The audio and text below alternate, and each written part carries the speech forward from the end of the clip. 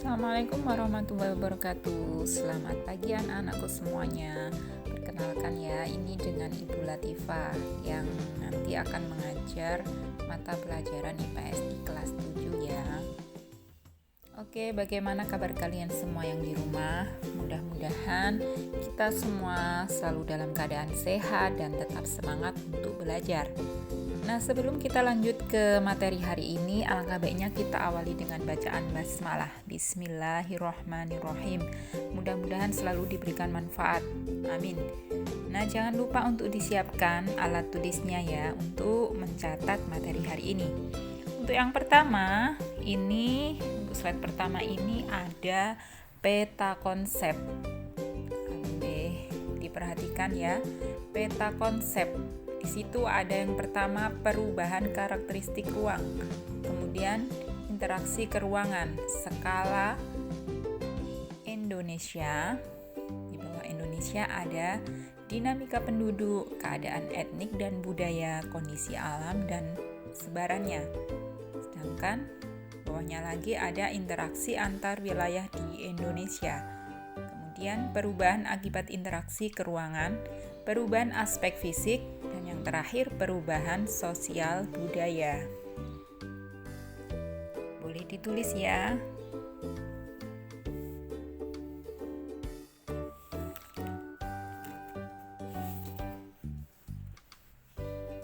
Nah, tujuan pembelajaran kita hari ini ada dua, yakni yang pertama menjelaskan pengertian konsep ruang dan yang kedua menjelaskan pengertian interaksi antar ruang.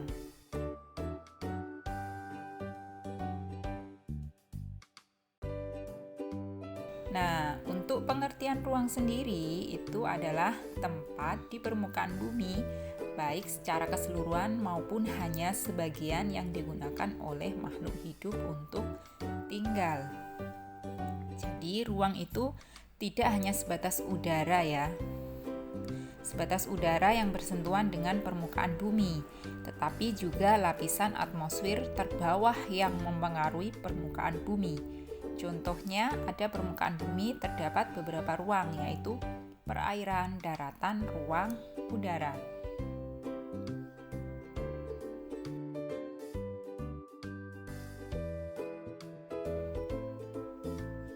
Nah, untuk yang perairan, Bu, ada laut, sungai, danau, dan lain sebagainya. Setiap ruang di permukaan bumi memiliki ciri khas tertentu yang berbeda antara suatu wilayah dan wilayah lainnya. Dan perlu diperhatikan ya, tidak ada satu lokasi pun yang karakteristiknya sama persis antara satu dan lainnya. Jadi setiap ruang itu memiliki karakteristik yang berbeda. Contohnya daerah pegunungan dan daerah pesisir tentu memiliki karakter yang berbeda-beda.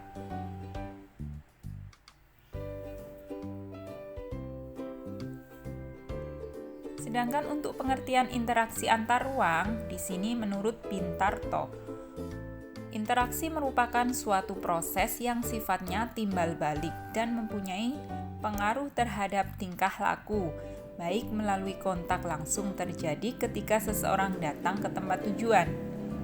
Jadi, jika seseorang melakukan kontak langsung dengan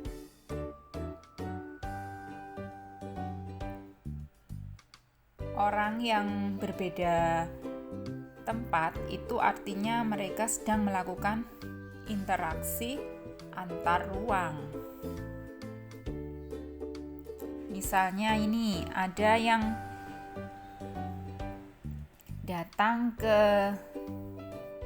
dari Sidoarjo datang ke Madura. Nah, itu namanya kontak langsung ya. Nah, sedangkan interaksi tidak langsung terjadi melalui berbagai cara, misalnya dengan membaca berita, melihat tayangan televisi dan lain sebagainya.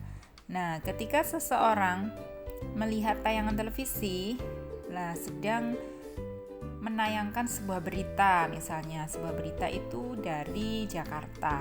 Nah, secara tidak langsung mereka saling berinteraksi, tetapi tidak secara langsung, maksudnya melalui media.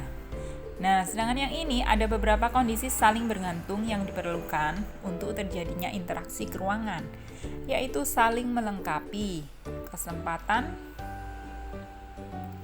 Nah, sedangkan untuk yang pertama ini ya, saya jelaskan dulu saling melengkapi.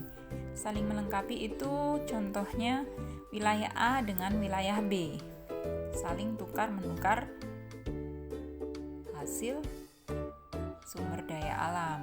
Untuk wilayah A ini penghasil sayuran, dan sedangkan untuk wilayah B ini penghasil ikan. Nah, ini misalnya wilayah A ini adalah wilayah pegunungan dan sedangkan wilayah B ini wilayah pesisir. Jadi mereka itu tidak bisa, setiap ruang itu tidak bisa hidup sendiri. Pasti mereka bergantung pada daerah lain. Nah, yang kedua kesempatan antara. Antara itu artinya kan berarti 3 ya. Ini ada wilayah A, wilayah B, dan wilayah C. Nah, ini salah ya, salah ketik saya ini ya. Untuk wilayah C ini minus ikan dan minus sayuran. Surplusnya diganti minus ya. Jadi untuk wilayah B itu kan surplusnya ikan, minusnya sayuran. Jadi ini wilayah pesisir dan ini wilayah pegunungan, dan sedangkan ini minus ikan dan minus sayuran ya, diganti ya untuk wilayah C ini. Nah, yang kuning itu tandanya interaksinya sangat kuat. Mengapa demikian? Karena di wilayah C ini sangat membutuhkan ikan dan sayuran, karena di wilayah C ini tidak menghasilkan apapun ya, tidak menghasilkan ikan dan tidak menghasilkan sayuran. Jadi wilayah C ini sangat membutuhkan pasokan pangan dari wilayah A dan wilayah B. Nah, untuk yang hijau, tanda panah hijau ini interaksinya sangat lemah. Mengapa?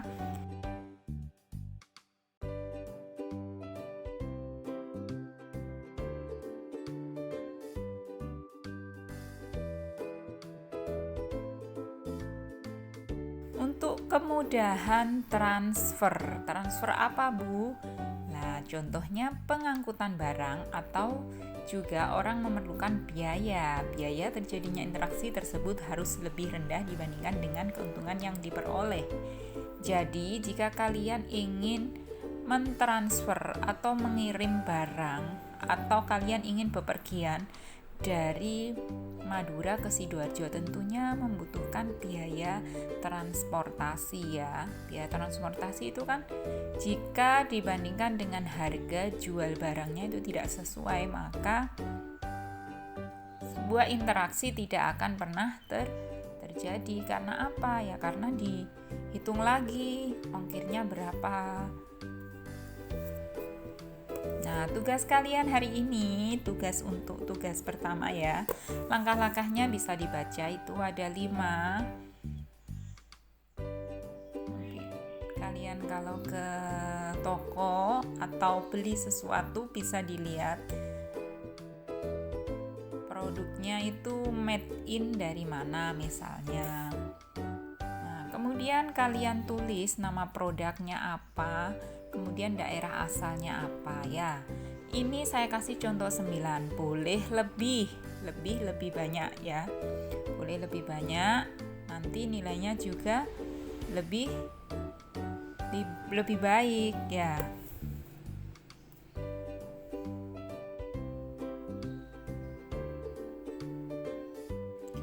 Oke, baik. Terima kasih sudah menonton video ini. Mudah-mudahan bermanfaat. Saya akhiri. Wassalamualaikum warahmatullahi wabarakatuh.